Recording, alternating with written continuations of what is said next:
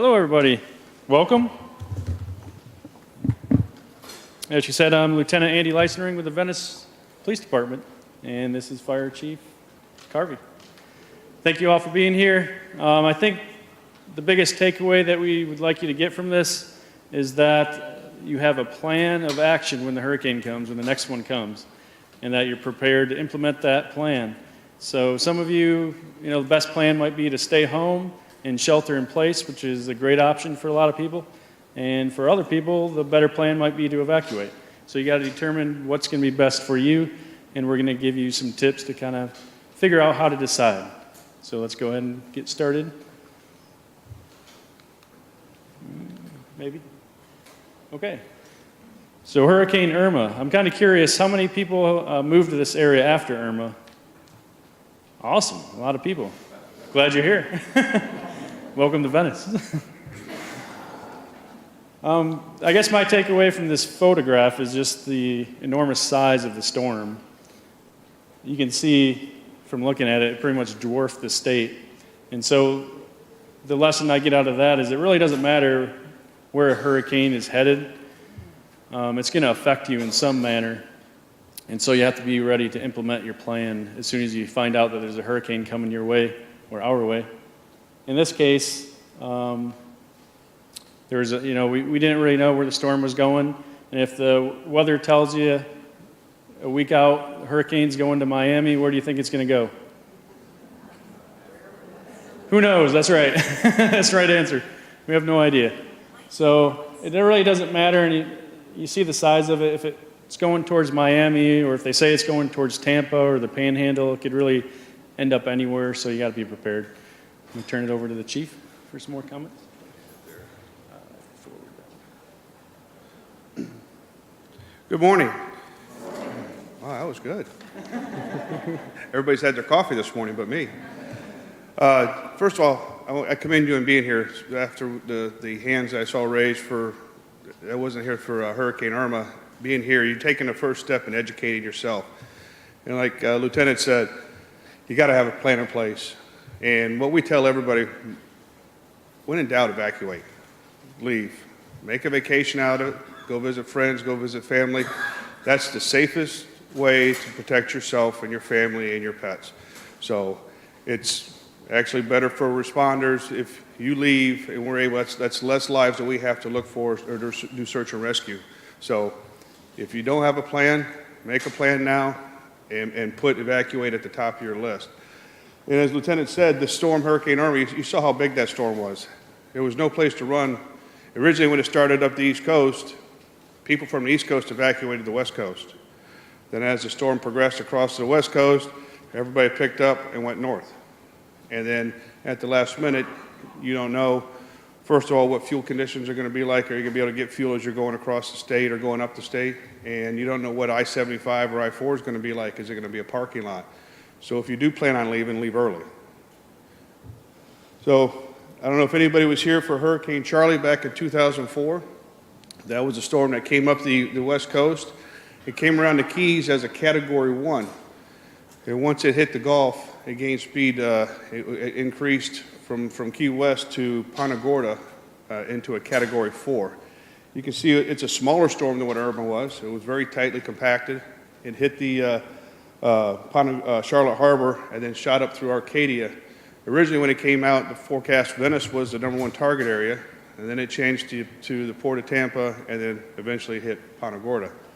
But you see the damage that storm, because it increased, it was up to 150 miles per hour speed, but it was over $16 billion in damage. We had 15 fatalities because people didn't leave.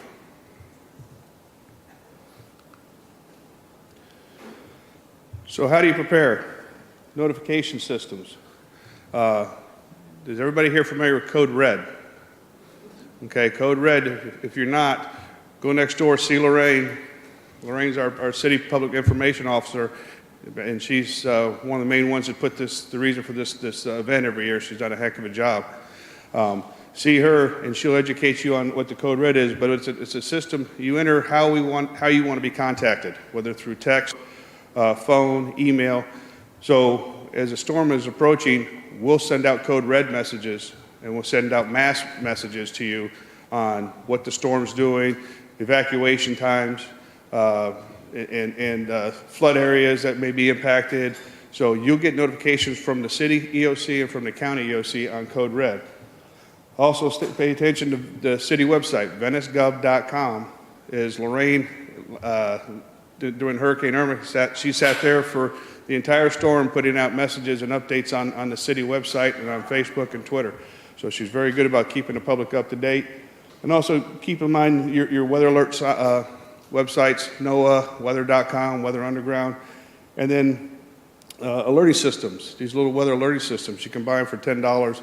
The marine alerting systems, they're very great. They scare the heck out of you when they go off. Mine sits right next to my desk, so it surprises you, but it's just a good way to have if you lose power or you lose TV or lose your computer. It's another backup, so you have multiple ways of being educated or communicated with. Know where you're at too. Know your evacuation zones, and you can find that information by going to the city website. You can go to scgov.net, and you can look up where your evacuation is, because as we announce evacuation areas, we'll say evacuate zone A. Do you know what zone you're in? So here in the city, you'll see, especially on the island on the top right, we have collars that are on the stop signs that have A or B on it. So if you live on a street with an A and we call for evacuation to zone A, that's you. But also know where your evacuation routes are and know where your shelters are. There's 11 shelters throughout Sarasota County. There's none in the city of Venice. So you evacuate. The closest shelters to go to are down in Northport, at Heron Creek, and up in Sarasota. But know where your shelters are at. And I believe that they're all pet friendly now also.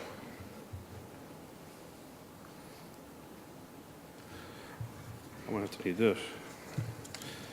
You can't see that one. So here's some of the things we recommend for your preparation list.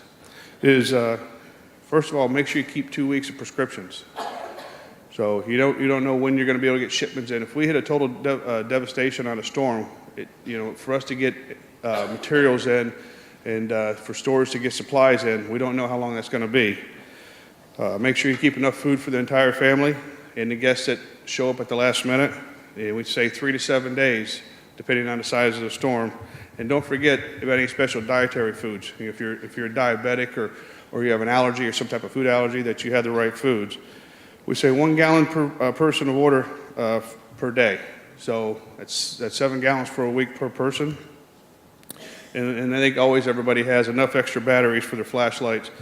First aid kit, if you can get a portable radio with batteries, a non-electric can opener. It doesn't do any good when you got canned food and you got no power. And a fire extinguisher. So if you cook like me, you probably want one. And then the tire sealer. That's the one thing people forget. As soon as they leave to go out after the storm, nails from roofs and homes have blown everywhere, and the first thing they do is their tires pick it up. So we say get plenty of tire sealer to have so you're not stranded on the side of the road.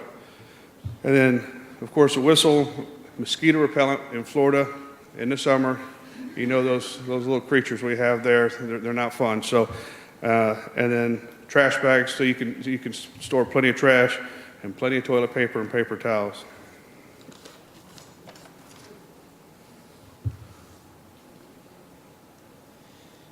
Okay, so we got a picture here of what an evacuation center might look like if you need to take shelter. And what the chief said is evacuating the area is a great option, and an evacuation center should be your last option. It's kind of your last resort. And based on that picture, you kind of see why. You're going to be on a cot. You might give it a little rectangle. That's going to be your home. And you're going to be inches away from another person that you may or may not know, and inches away from another person. So it's not the most fun place to be, but it is a safe option if that's all you have. But if you plan ahead and you're all here today, then you shouldn't have to worry about it. But if you do, they're available. If you have to go to one, bring some items of comfort that will help you get through. Your own pillow sometimes can make a big difference. And some sleeping bags and clothing. And of course, if you have contacts or eyeglasses, you want to make sure you gather all those items. as the chief talked about, if you have special diets, they can't accommodate everybody's diet, so make sure you have some food that you can eat. You want it to be at least as pleasant as possible while you're there. Personal hygiene items and some games can always be helpful, especially if you have kids that will be joining you. Got to give them something to do while they're there. We talked about medical information and identification. And it's good to bring your physician's name and contact information and with all your prescriptions. That's good to have. And if you have kids, immunization records are also a good idea. And of course, a flashlight never hurts because you never know when the power might go out, right?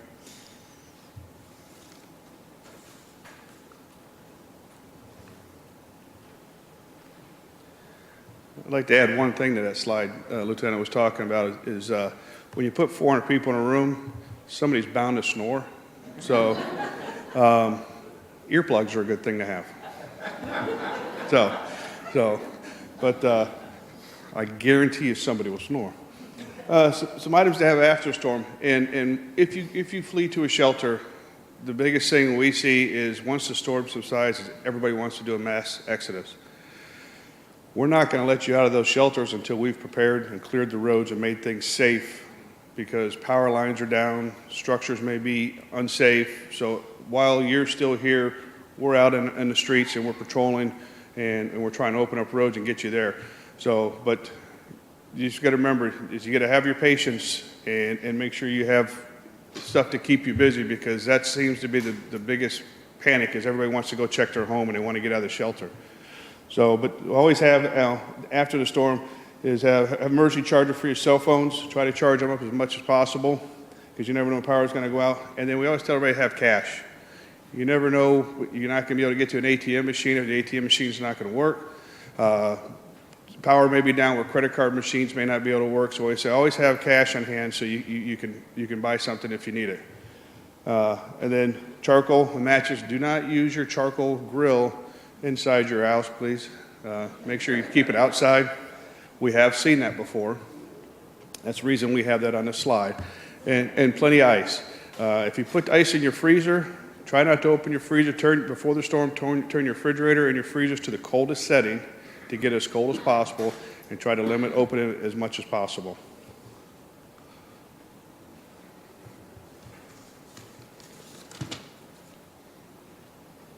All right, so what are we going to be doing at the police department?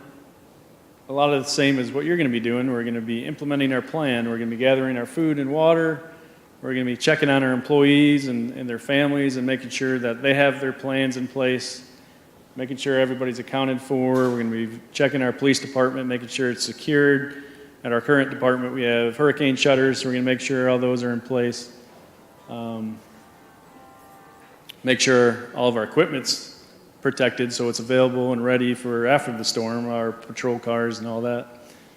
And we'll assist with some evacuation warnings. We don't do a ton of that because we have all those alert systems that you'll get through the news and social media and all that. But we do go through some of the communities along the beach and some of the mobile home parks and just make sure if people haven't evacuated, if they need to, that they're reminded that it's probably in their best interest.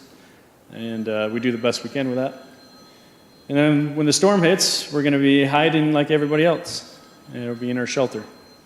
After the storm, we'll be working with all of our partners, with the federal government and the Sarasota County, with the fire department, to come out and start clearing the area and start search and rescue efforts.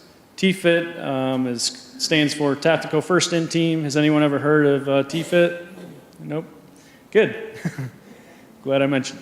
So TFIT, essentially what they do, it's a group of individuals from the police department, the fire department, and from Public Works and FPL. And we all go out and clear a path so that we can get any help or assistance into our community. We can have access to our hospital, access to the fire departments, and that's their main job. So we'll be sending those folks out, and of course we'll be assisting if there's any curfew declarations, or if there's an event where let's say the island's evacuated, we'll be helping with bringing people back in an orderly fashion so everyone's not trying to rush in and making sure that, thefts and that sort of thing are, hopefully prevent as much of that as possible. I'll get into what the fire department does. Fire department, pre-storm, we'll be protecting the police officers. Just kidding. No, basically, we do a lot of the same thing. First of all, the fire department, we're the emergency management team. Actually, all the city directors are part of the team, but the fire department leads up the emergency management. So prior to the storm, as sending communication information out to you all, we're also meeting as city staff and departments and directors prior to get our plan in place. Currently, right now, Station 3 out on East Laurel Road is our city EOC, or Emergency Operations Center. So when the storm is starting to turn and conditions starting to worsen, the directors will all go to Station 3 and we'll operate out of there as and basically make all the decisions for the city. We assign a few firefighters along with the police department. They assign a few officers up to the county EOC, and there are communication liaisons up there. So any needs that we request, we'll request up through them and into the state. But pre-storm is the same thing. We prep the fire stations just like we prepare our homes, because we call all firefighters in and we cancel their leaves and bring them in. We do briefings and set up the EOC. What you'll see more of as a storm is starting to come down on us, on our city, you'll see police and fire out more in the community. We do that, one, to kind of get a conditions check, and second, it's to ease the sense of urgency amongst the community, to let you know that we're there and to help you, because many times we'll go out there as the winds start to progress, we'll help you tie down things. When the storm hits, police and fire throughout all Sarasota County shut down at 45 miles an hour sustained.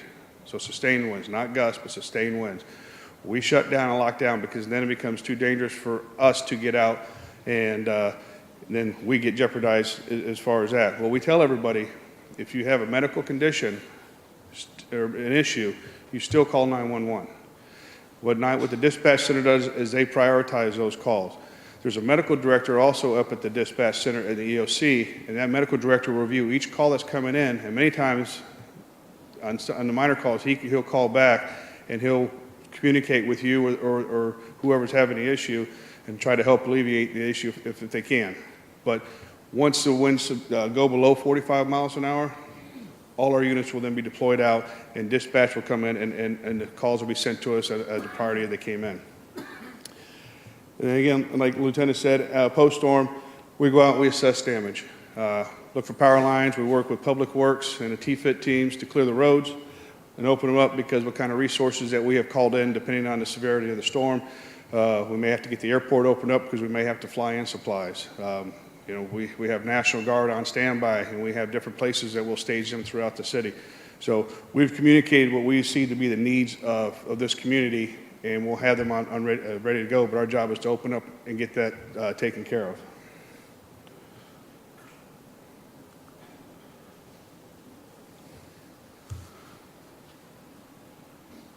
And also to kind of continue on with what we're just talking about is the police and fire always get a lot of thank yous. We have an awesome community, especially the fire department. I mean, they're getting thanked all the time. One group that doesn't get thanked as much is Public Works, and this city can't function without them. They're, instrumental to these recovery efforts. So when you see those guys out there, please thank them as well. And then we're going to give you a few more things to think about here before we take some questions. I can't read that either.